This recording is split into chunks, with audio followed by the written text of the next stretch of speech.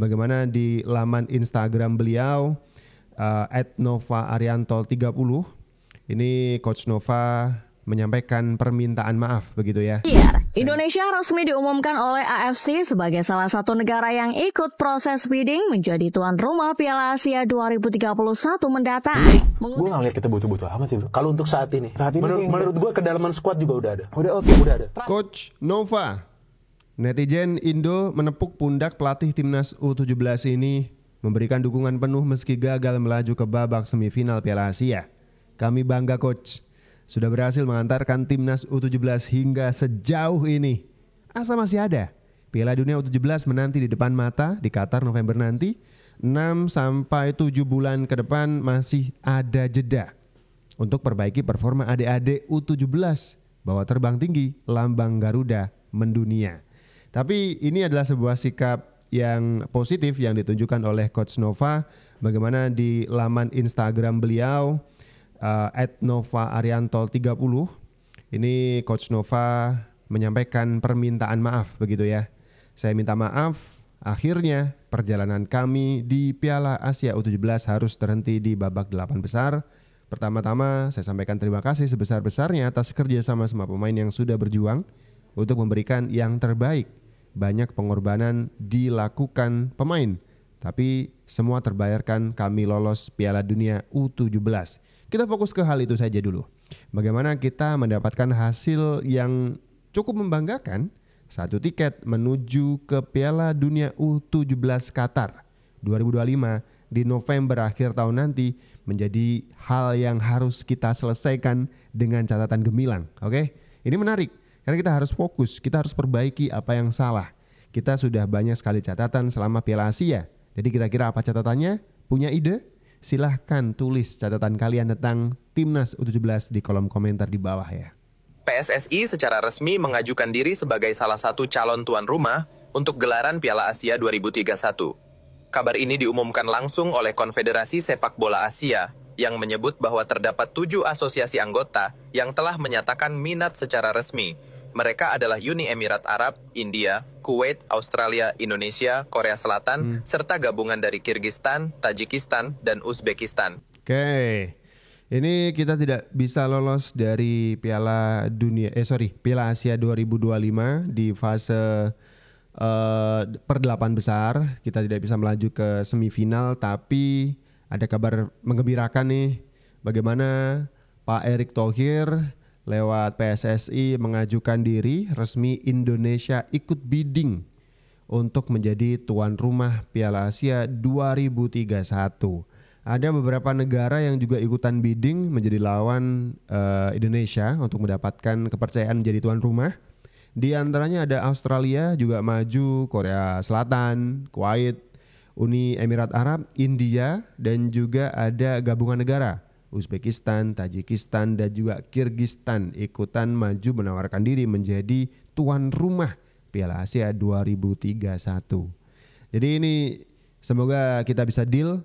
Jadi kita bisa juga ikut berlaga untuk next pertandingan Piala Asia 2031 ya. Kita bisa mengobati kekalahan, kita bisa mengobati kekecewaan dan rasa penasaran kita. Bisa gak sih kita juara? Menurut kalian gimana? Sekarang dari berita sepak bola tanah air. Indonesia resmi diumumkan oleh AFC sebagai salah satu negara yang ikut proses bidding menjadi tuan rumah Piala Asia 2031 mendatang. Mengutip dari CNN Indonesia, Indonesia akan bersaing dengan Australia, India, Korea Selatan, Kuwait, Uni Emirat Arab, serta gabungan negara Kirgistan, Tajikistan, dan Uzbekistan. Pengumuman pemenang tuan rumah akan disampaikan pada 2026. Sebelum itu, Presiden AFC Sheikh Salman bin Ibrahim Al Khalifa mengusulkan agar pemungutan suara bidding tuan rumah Piala Asia 2031 dan 2035 diadakan bersamaan. Oke, menarik nih. Semoga kita terpilih ya menjadi tuan rumah Piala Asia 2031. Ini optimisme harus kita dukung nih, harus kita tetap suarakan. Komentar-komentar kalian tentang optimisme untuk timnas dan juga PSSI silahkan ditaruh di kolom komentar. Biar kita ngerasa memang ada perbaikan dan itu benar, bukan cuma perasaan kita, ada perbaikan di timnas kita. Kita harus dukung itu. Kita harus lawan narasi-narasi nyinyir bagaimana Bahkan ada komentator sepak bola yang menyebut timnas U17 tidak pantas lolos Piala Dunia. Terus Anda mendukung timnas yang mana?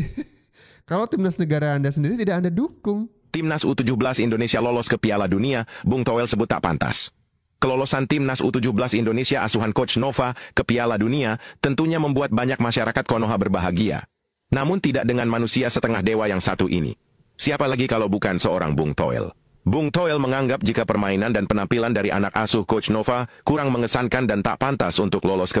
Oke, kalau misalkan punya kritikan silahkan sampaikan kritikannya. Di sebelah mana secara teknikal atau apapun yang menjadi masukan untuk pemain atau permainan Timnas U17 silahkan disampaikan ke Coach Nova atau tim kepelatihan. Tidak lantas melemparkan statement yang begitu provokatif ya menurut saya ya. Bagaimana seorang komentator sepak bola asal Indonesia ya menyebutkan bahwa timnas U17 kita tidak layak masuk Piala Dunia. Tapi mohon maaf nih membuat Anda kecewa Bung Toel. Karena timnas Indonesia lolos ke Piala Dunia U17 di Qatar November nanti. Mohon maaf Anda kecewa.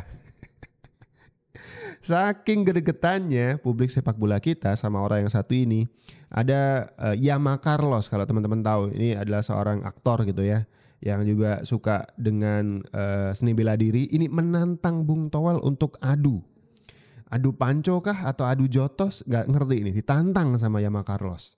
Woi Toel, udah gak usah kelamaan, jawab aja secara terbuka, berani atau tidak, mau atau tidak menerima tantangan saya untuk bertemu sama kau di atas ring dengan peraturan boxing yang resmi. Jawab secara terbuka, saya nggak peduli itu video kau tahun berapa, itu video klarifikasi tahun berapa, saya nggak peduli. Yang pasti sudah banyak pernyataan-pernyataan sampah yang keluar dari mulut kau, yang cukup meresahkan banyak orang dan orang-orang sudah muak sama pernyataan-pernyataan sampah kau. Saya nantang kau baku hantam di atas ring dengan peraturan yang resmi. Saya sudah siap kalah Toel.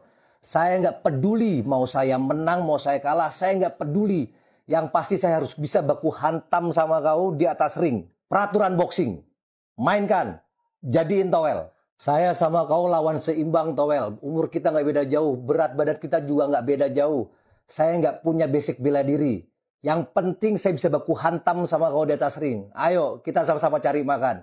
Kali ini kita cari makan yang gak usah pakai mulut. Saya hanya mau berhadapan sama kau. Katanya nih, diduga nih, kau kalau kemana-mana pakai pengawal ya. Cuma nanya aja sih.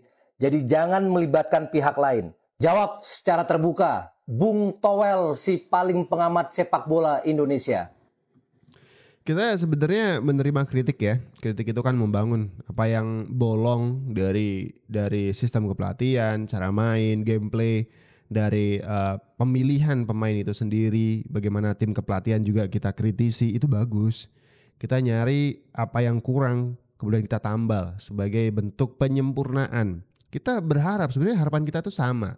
Melihat timnas kita berlaga di Piala Dunia, memenangi, syukur-syukur, kita kan bangga. Itu kita ikutan bangga dan bahagia.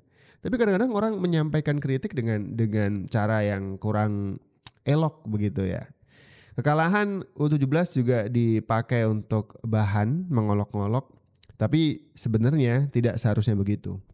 Dari kekalahan kemarin kita bisa mengambil kesimpulan, pelajaran apa yang harus kita ambil dari sana.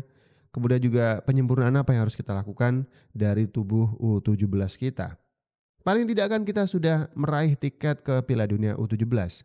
Itu suatu pencapaian yang harus patut kita apresiasi ya. Di pantai Korea Utara 6-0 selesai sudah perjuangan Garuda Muda di Piala Asia U17. Perjalanan Garuda Muda harus terhenti di Piala Asia U17. Kekalahan telah harus dialami oleh para skuad Garuda dari Korea Utara. 6 gol bersarang ke gawang timnas U17. Meski begitu, setidaknya harapan untuk lolos ke Piala Dunia sudah tercapai. Hasil kali ini harus jadi pembelajaran berharga dan perbaikan untuk timnas U17 sebelum pergi ke Piala Dunia pada November mendatang. Tetap beri dukungan untuk para penggawa Garuda Muda. Umur mereka masih muda, jangan bully mereka, melainkan beri support dan kritik membangun yang berguna untuk para tunas Garuda Muda ini. Dan tolong, kalau ngomong jangan sembarangan. Katakanlah di sosial media hal yang akan Anda katakan di depan orangnya ketika ketemu langsung. Gitu. Karena kalau di real life ada konsekuensinya. lihat penilaian lo, apa kira-kira yang harus dibenahi dari permainan timnas untuk 2 pertandingan di bulan Juni? Your version, silahkan, kan semua orang bisa punya sudut pandangnya. I think kita perlu lebih klinikal lagi finishingnya sih menurut gue sih. Gitu. Kenapa? Karena kalau kita main counter, kita main reactive football yang itu sesuai sebenarnya sama talent yang kita miliki. Peluang itu kan nggak akan datang banyak. Benar. Ketika kita dapat 1 atau 2 itu perlu dikonvert jadi gol. Gitu. Kalau kemarin misalnya Oli Romani nggak golin di awal, kita kan untungnya golin di awal, sehingga mood kita ke belakang jadi bagus tuh kan. Para pemain juga jadi confident di lapangan gitu kan. Gitu. Lo kan udah orang yang sering nonton bola udah tahu lah. Ada tim yang leading tapi gagal nambah gol, biasanya sial tuh ntar. Kan selalu gitu kan. Biasanya selalu gitu. Itu hukum alamnya. Itu hukum alamnya gitu. Itu kita udah biasa nonton lah gitu kan. Makanya gue awal-awal gue udah di akhir-akhir gue udah cemas nih. Anjir kalau gagal anjir gitu kan. Ternyata emang Bahrainnya sekatro itu menurut gue. Iya kan, makanya kita bisa menang. Nah, itu satu soal clinical finishing.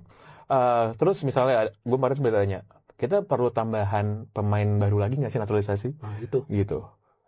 Iya, gue sih bisa ngelihat mungkin akan dilakukan, tapi kalau ditanya butuh, gue nggak ngelihat kita butuh-butuh amat sih. Kalau untuk saat ini menurut gue kedalaman squad juga udah ada. Udah oke. Udah ada. Terakhir yang perlu kita miliki adalah satu, kita perlu proven goal scorer. Oli Romani udah ada. Kita perlu satu holding midfielder yang beneran bisa defense, yaitu Joy Pelupesi. Udah gitu menurut gue. Unless talentnya begitu luar biasa ya, ya begitu out of this world. Dan gue nggak tahu sebenarnya ada apa nggak di dalam supply lainnya sekarang. Kita belum tahu juga. Nggak tahu juga. Gue rasa sih kita nggak butuh tambahan lagi sih. Oke, itu dia. Menurut seorang Pangeran Siahaan. Ini konteksnya soal timnas senior ya teman-teman semuanya ya. Komentar kalian seperti apa nih untuk 2 pertandingan sisa melawan Cina dan juga Jepang? Apakah dari 3 poin ini pantas untuk kita diskusikan atau mungkin kita punya kans tanpa harus merubah apapun di tubuh timnas? Komentar kalian, silahkan.